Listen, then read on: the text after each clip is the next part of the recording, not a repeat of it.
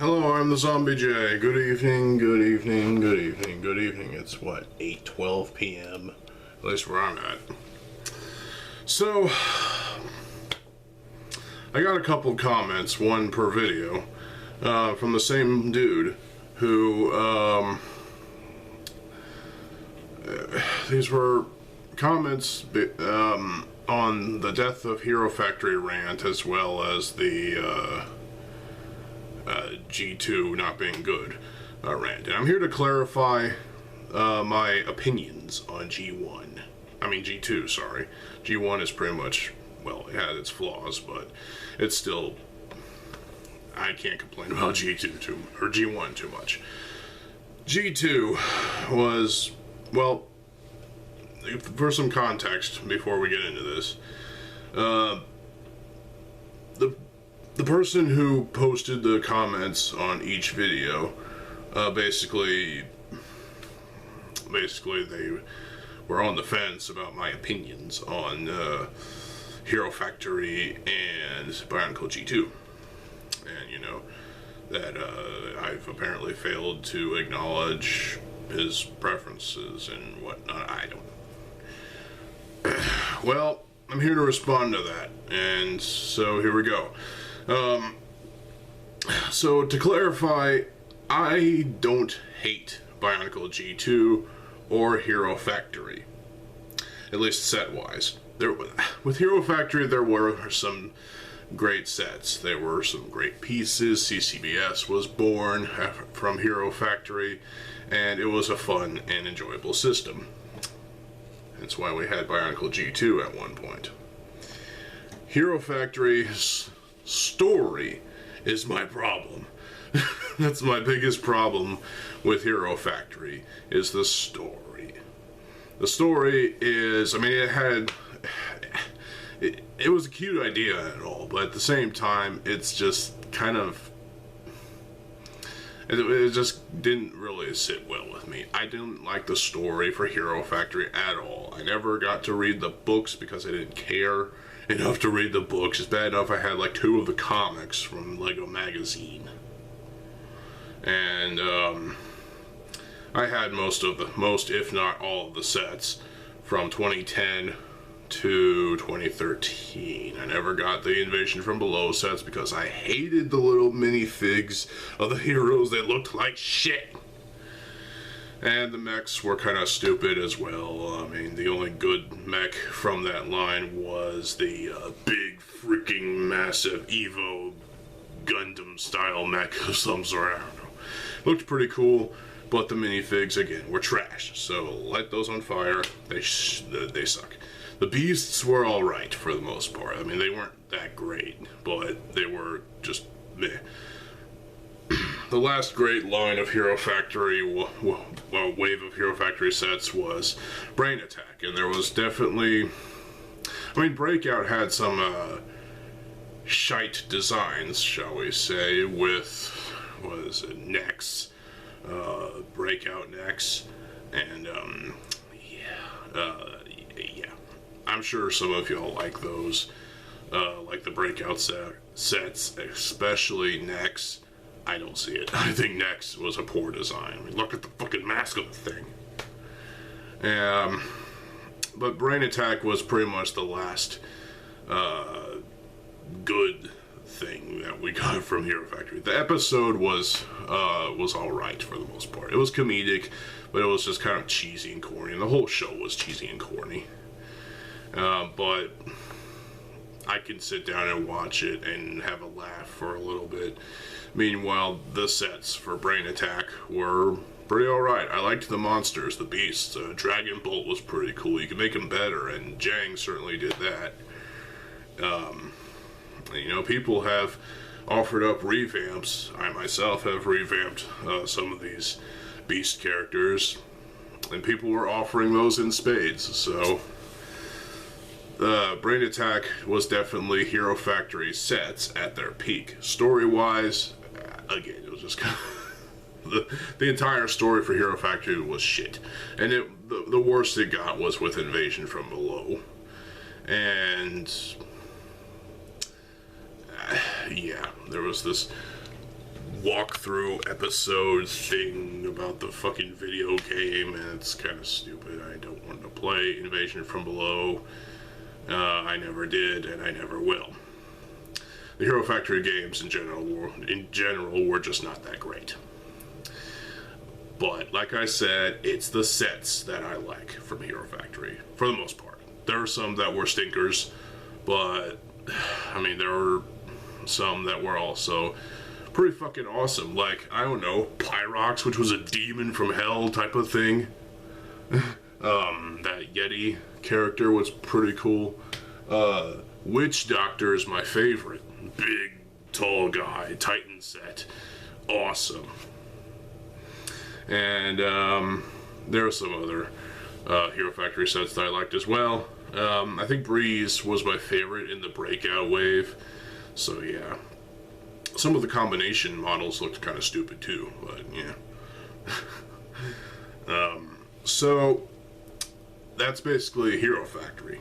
I like the sets for the most part. The story, suck it.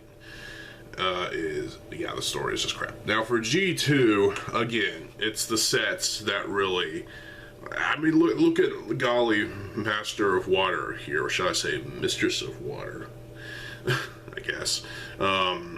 She looks pretty awesome. She definitely, I mean, with the dark azure replacing blue is a nice replacement for blue. It's a nice thing, you know. She definitely looks cool, I think. And yeah, Golly, Master of Water, all the Master sets.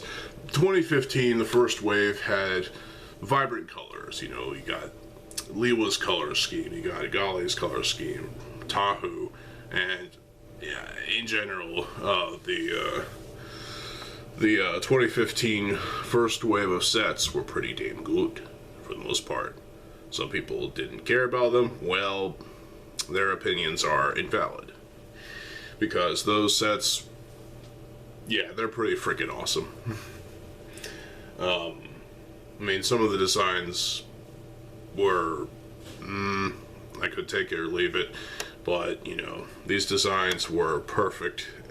Well, not perfect, but they were perfectly satisfactory. You know, we got the gear function, and it's nice, you know. The Skull Villains definitely had their quirks, and I liked the Skull Villains for the most part. The Skull Scorpio was kind of a mess, but I do like the function of the trigger on the tail, lunging the tail forward. Like, it's a funny sound effect. And I enjoyed those sets for the most part. Now, Skull Grinder is obviously my favorite. You know, Kulta from he is the leader of the Skull Villains, and Skull Basher was probably my second favorite because Bash. Hulk Smash. Okay, never mind. When we got to 2016, unfortunately, it was the end.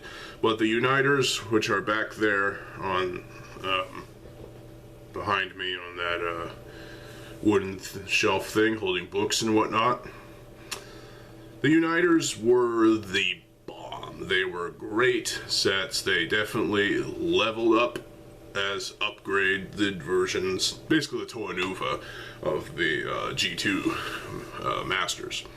So the Uniters, again, were just very detailed. They kind of leveled up on the detail. It's like the next generation of detail in CCBS. The torso pieces, like the torso armor shells at least, well, not particularly useful for the most part. You can at least use them as just, I guess, you can find a use for that piece. It's very greebly, very detailed.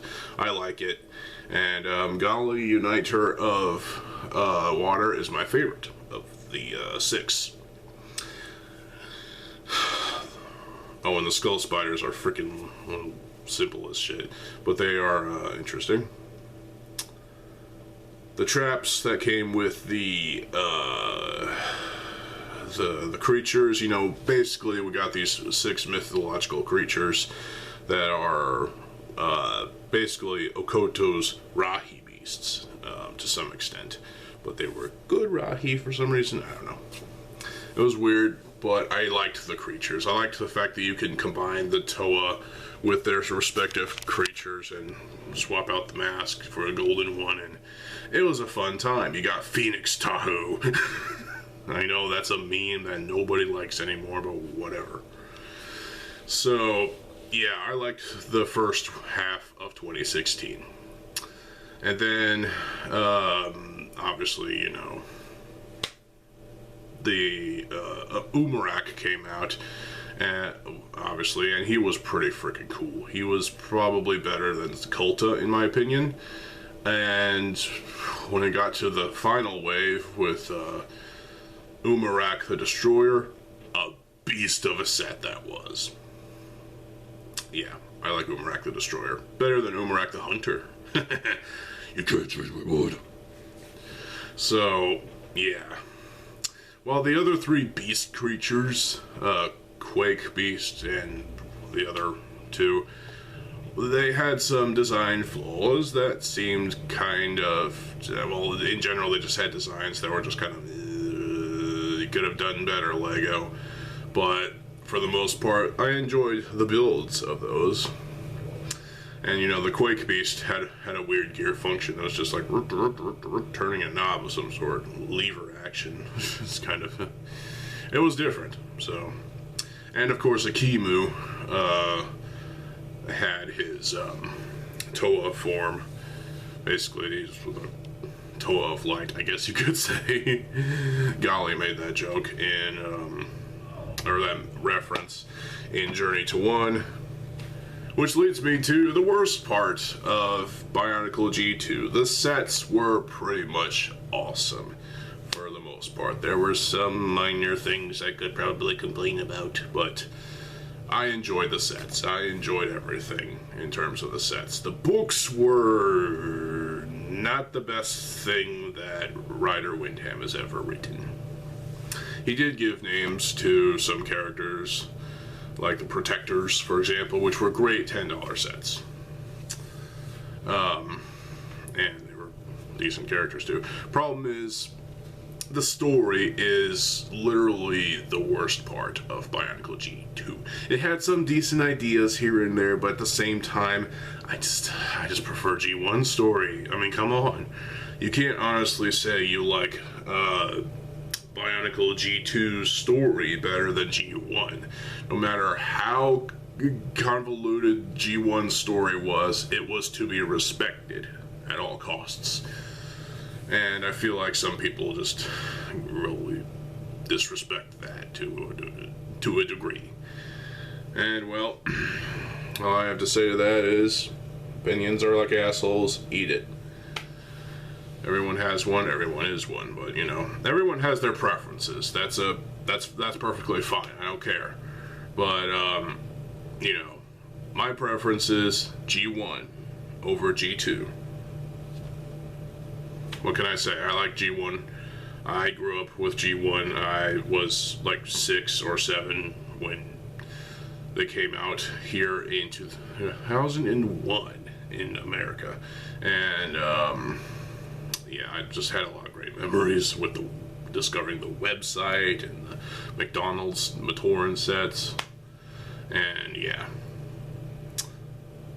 Then G2 came out in 2015, and oh my god, I got a nostalgia trip after a dream I had of seeing these Bionicle sets back on the shelves at Walmart. Wow. And then the next day I watched this TTV video, and I was like, a dream come true! Yay! And then after Journey to One ended, I was like, oh no, this better not be the end. This better not be the end. And then there was a note on BionicleG2.com, basically is what I call it. And I was like, you fucking cunts, Lego, god damn it. When G2 ended, I was horrendously pissed. Well, I wasn't just pissed, I was upset, I was distraught, yeah. Yeah. Lego drew the line for me, but they've drawn the line for, you know, I drew the line right at there. They crossed the line. multiple times. For me, the biggest line crossed was when they canceled G1. G2 canceling, really? That's the second time they've canceled G2, and it was a dumpster fire. It really was. But the problem with G2 is not that it was canceled. It was canceled prematurely. The sets weren't selling great. Clearly, the lukewarm marketing wasn't doing that good. I mean, I kind of liked the animations. Journey to One wasn't completely terrible. The final episode was kind of written just, yeah. And, there was all sorts of commercials and ads and designer videos that were pretty alright. And, the activity book was just worthless. And the graphic novels that were released, there was supposed to be another graphic novel for a total of 3. We didn't get that. The graphic novels had some errors to them, which is fine, but there was just some decent material in there. But for the most part, you can take it or leave it. So the story of G2, Bionicle G2's story, while it's not G1's story, it's one I can accept as being, kind of alright. But for the most part, the story was just not that good. I don't prefer G2's story at all. I prefer the story of G1. Hero Factory's story, I can take it or leave it for the most part at this point, but, I understand, dude who commented on those 2 videos. I understand you have preferences. I understand you like G1, G2, and Hero Factory equally to some extent. I think that's what you said. But at the same time, I guess the equal value between the 3 is greater than not. I don't know. Point is, I prefer G1 over Hero Factory and G2, but that's just my opinion. Yeah, so there you go. And I'm not disrespecting anybody by saying that. I'm just saying this G1 was my childhood. G2 coming about was definitely an interesting experience. I definitely had a nostalgia trip.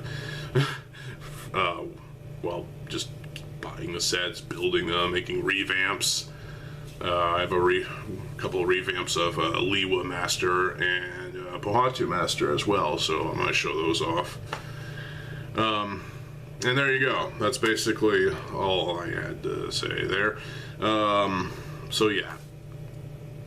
I wasn't trying to upset anybody, okay? I was just saying. People have their preferences. People have their opinions. Everybody should not be so bitter about shit, At the end of the day, these are just toy lines that, kind of have to, you kind of have to accept the fact that they existed for a purpose, So, there are many reasons why G2 ended, many reasons why G1 ended, and it was obvious why Hero Factory ended. 4 to 5 years was pretty much enough, so there you go. But yeah, that's all there is to it. Again, respect to the commenter who commented on those 2 rants, and yeah, there you go. That's all that there is. Stay tuned tomorrow because I will have a rant video. I've got a couple of rant videos planned actually, as according to this thing. So stay tuned for that. I'm TheZOMBIEJ. I'll see you folks later. Have a good fucking day and peace.